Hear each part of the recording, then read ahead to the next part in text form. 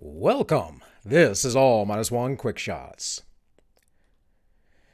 All right, folks, today, the big news that everyone seems to be talking about, at least over the last 2 days or so, has been Joe Biden coming out to come for your guns. Now, this isn't really big news because he was very open about this. The Democrats have been very open about this. And we know that this is what they want. Right? Now they say, no one's coming for your guns. Well, those people are idiots. They're naive. They're liars or, any combination thereof. Right? They are coming for your guns. And there is a very specific reason why.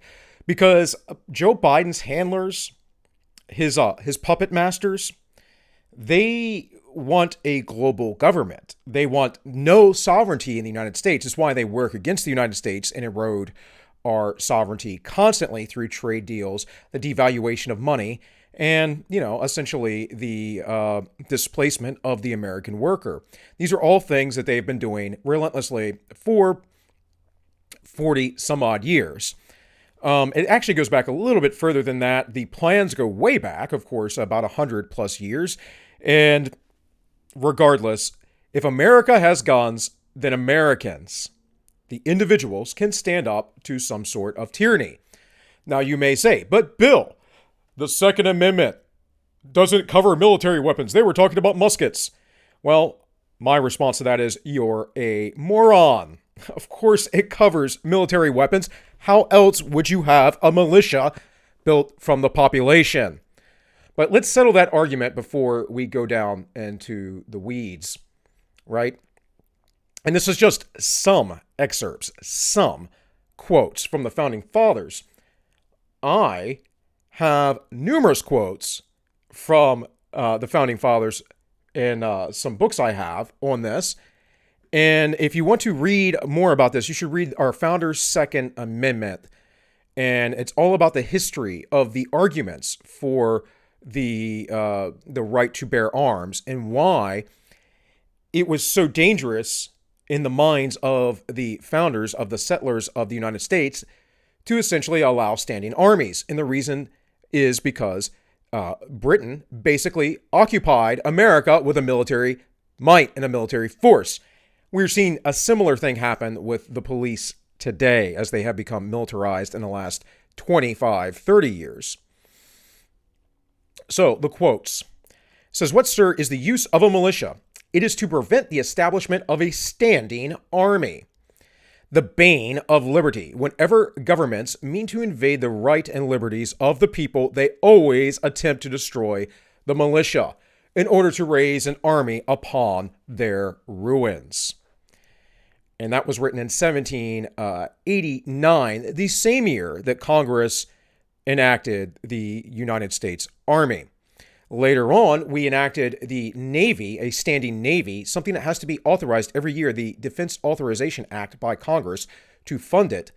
And we started that Navy because of the Barbary Pirate Wars, and that was under Thomas Jefferson. And the next quote is from Jefferson from around that era. The Constitution of most of our states and the United States asserts that all power is inherent in the people. That is in the Ninth Amendment, folks. That they may exercise it by themselves, also in the Ninth Amendment, that it is their right and duty to be at all times armed. And that is the Ninth and Second Amendment working together. And from Patrick Henry, guard with jealous attention the public liberty, suspect everyone who approaches that jewel, unfortunately. Nothing will preserve it but downright force. Whenever you give up that force, you are ruined. The great object is that every man be armed. Everyone who is able might have a gun. And the arguments that Martin Luther, not of the Reformation, of course, but Martin Luther of the Maryland fame, were very similar. That if the people were to be disarmed, then the American government, the federal government, could create standing armies that would overpower the people. And look what we saw many a times in the last year with riots and the National Guard come in, or federal police forces, or the federal police force needing to deputize the local police forces so they could do their job. Interestingly, that is actually constitutionally correct. The big thing that spurred upon the Americas, the Constitution we currently have versus the Articles of Confederation, was Shays' Rebellion. And the problem was the federal government didn't have any power to squash insurrections. And I mean legitimate insurrections here, folks. I don't mean protesters in the streets. Shay and his ilk were destroying things, holding up a courthouse, holding up business as usual, and going in and pilfering stores for supplies because they were occupying an area. It was much like the Chaz in some manner. And the federal government at the time was like, well, gee, we don't know what to do. We can't really do anything about it. The locals are sympathetic. How do we change this? And that was a big reason why they changed the Constitution to give the federal government a little bit more power. We see how that has played out because over the last 200 some odd years, nearly 300 years, we have a government that is essentially saying, Yep, we like our power. We're going to keep expanding, and we're going to do everything that is absolutely antithetical to our founding. We are going to be a burden to the people. And here is the other issue, the other great issue, aside from your rights as people and the tyranny of the government and the standing army, your ability to form militias and fight back. The other great issue is your own personal sovereignty. And this is what I started off with the puppet masters, the handlers of Joe Biden, and what they want in the long term. And your right to defend yourself is an issue of your right of self-ownership. It is nothing more than that. It is simply that.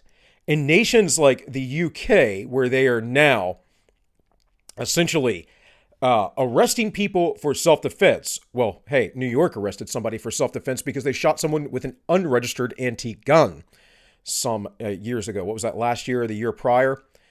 Arrested a man because a burglar broke in his home. He had a 60-year-old gun that had no serial number because these laws weren't in place. It was a family heirloom, and he shot them, and the state government decided to lock this man up.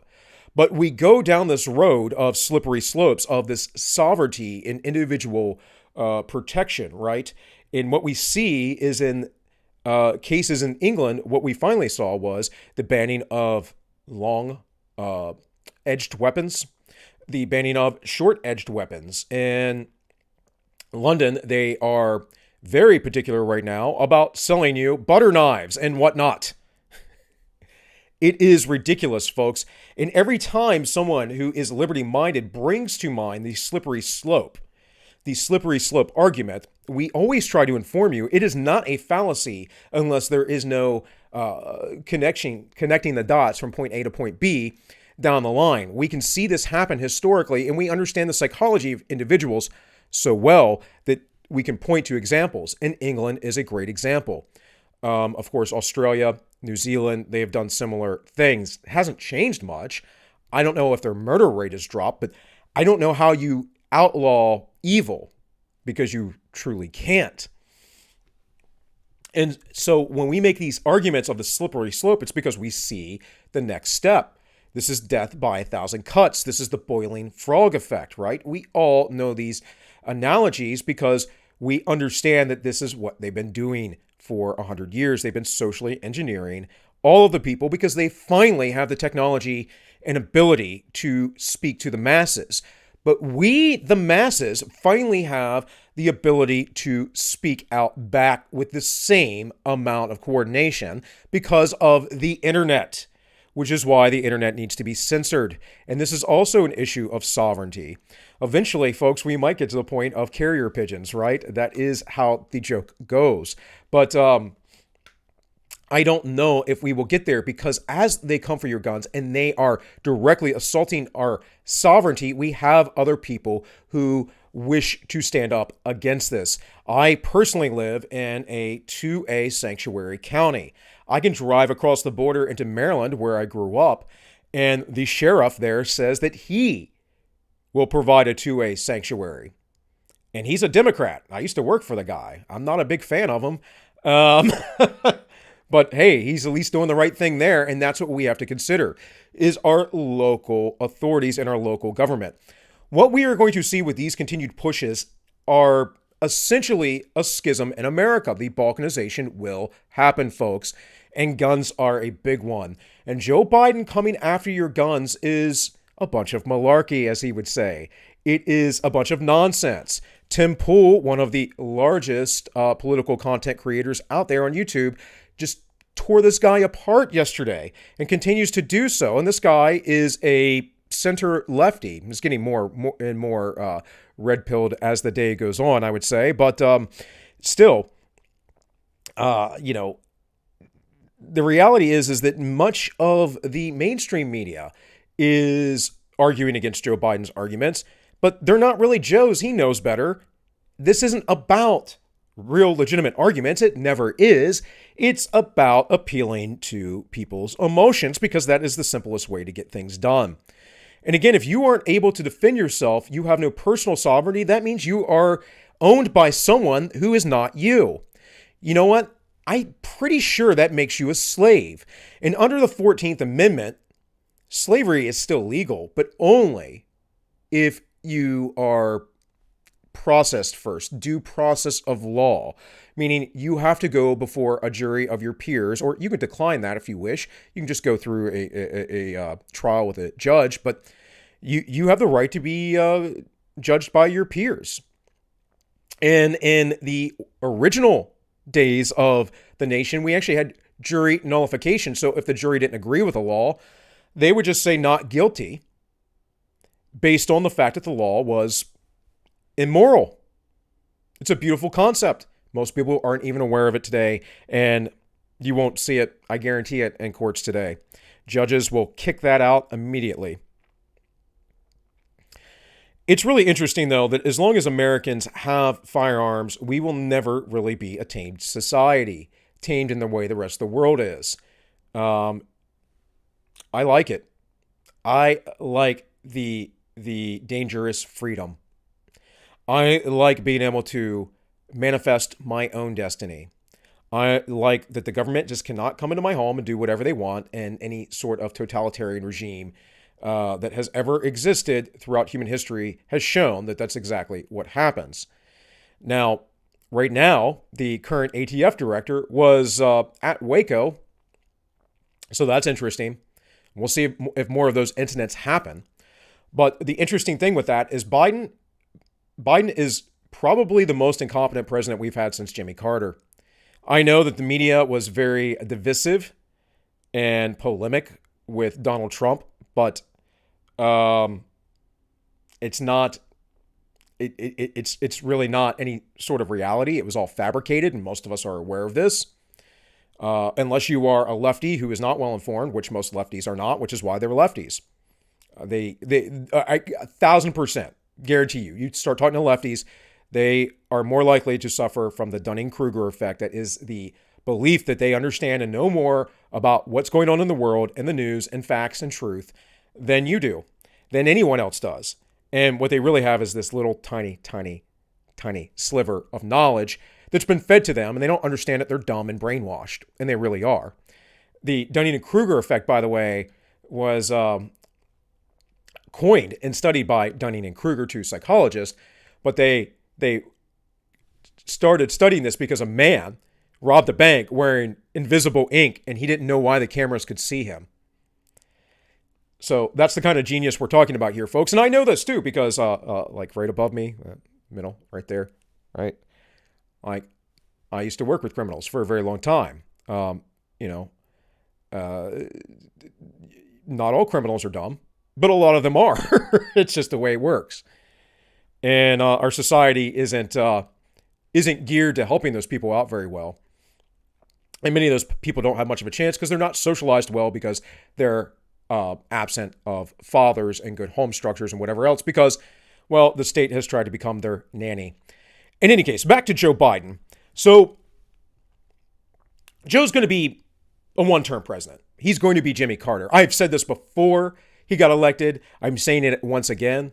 He's going to be one of the worst presidents we've ever had. He is totally incompetent, obviously, which is crazy because these things really aren't run by people like Joe Biden. It's a whole administrative thing.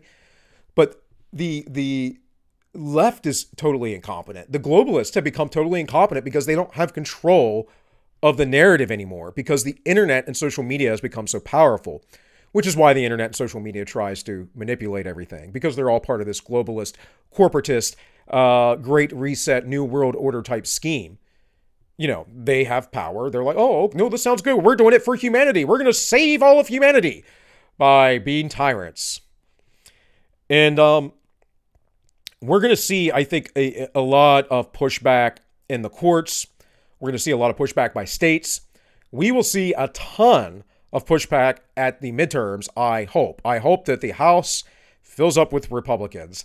I'm not a fan of the Republican Party, but they are opposition and they are holding off the total takeover of the globalists, even though most of the Republicans are globalists themselves, right?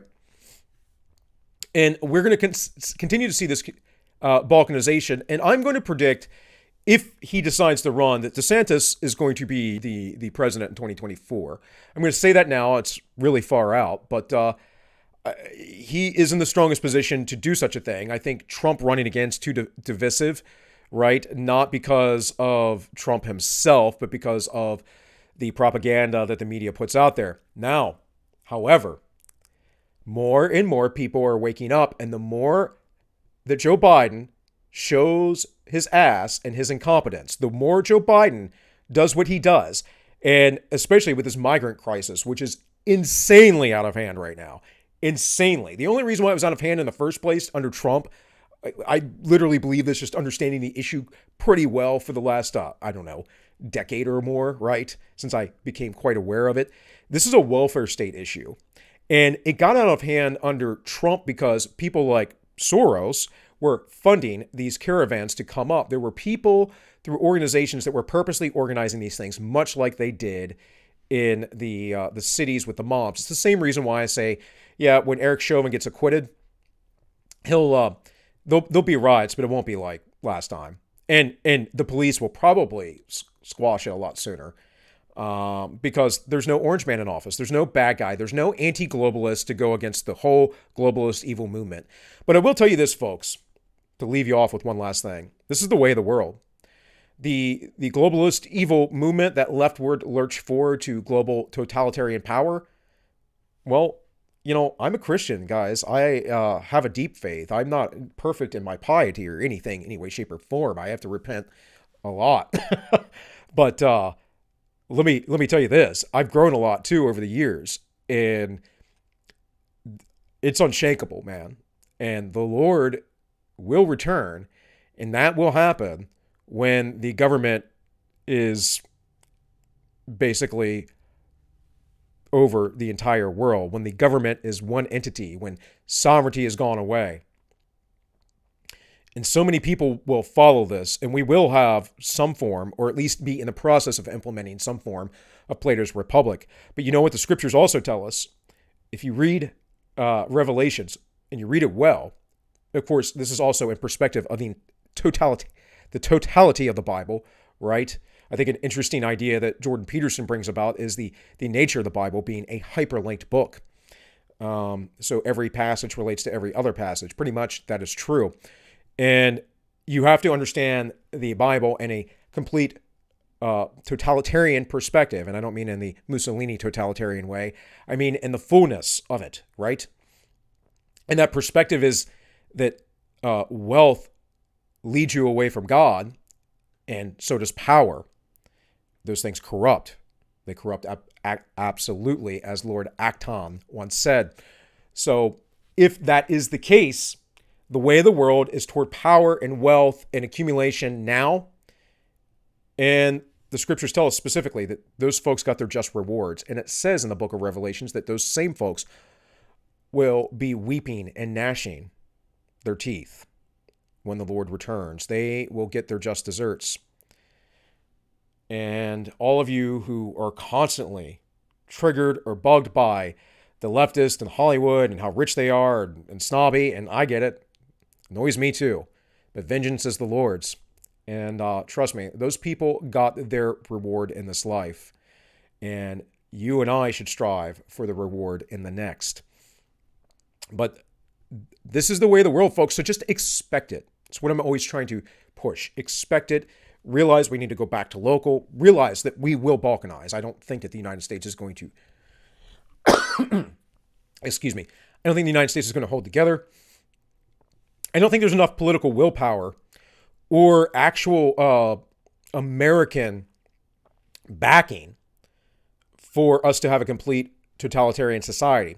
It's something like what? 2% of the population. It's something like 8% in the Hidden Tribe study, I believe. It's been a while since I've read it, but I've covered it before on this channel. But something like 2 to 8% of the population is controlling this entire thing. I don't think that they will get enough people to fully come out and basically hunt down everyone. I think times have changed. It's not the old days where there wasn't good communication under the USSR or in other nations. Now, we can talk about Venezuela and some newer nations that have gone down this terrible path, and we certainly could. If we're highly impoverished and through inflation and our people are demoralized, then perhaps they can round us up. But I have a feeling that there will be many remnants, and I continue to try and make friends with folks who are liberty-minded, who believe in the same, that they are going to get off the grid, they're going to live on their own, and I mean, maybe they can Waco us all, but I am doubtful. In any case, guys, to surmise everything I just said, right? Biden and whomever else, left or right, that wants to take your guns, this is all about globalism.